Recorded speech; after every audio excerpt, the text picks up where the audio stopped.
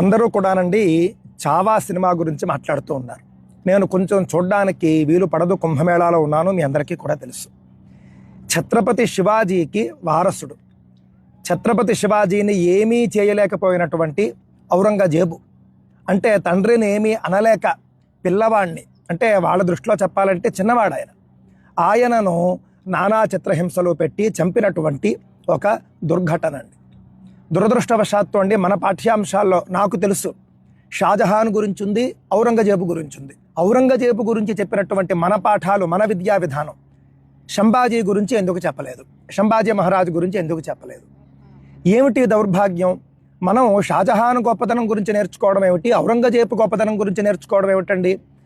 ఔరంగజేబు చేతిలో ఇంత చిత్రహింసలకు గురైనటువంటి, చిత్రహింసల చేత చంపబడినటువంటి సంభాజీ మహారాజు గురించి మనకు తెలియకపోవడం ఏమిటి?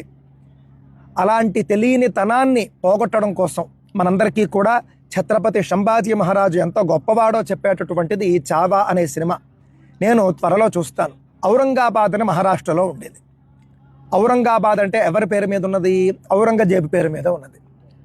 అలాంటి ఔరంగాబాద్ పేరును మారుస్తూ మహారాష్ట్ర ప్రభుత్వం 2022లో ఛత్రపతి సంభాజీ నగర్గా ఆ యొక్క నగరం పేరు మారుస్తూ నిర్ణయం తీసుకుంది. మీలో ఎంతమందికి తెలుసు? కామెంట్ చేయండి.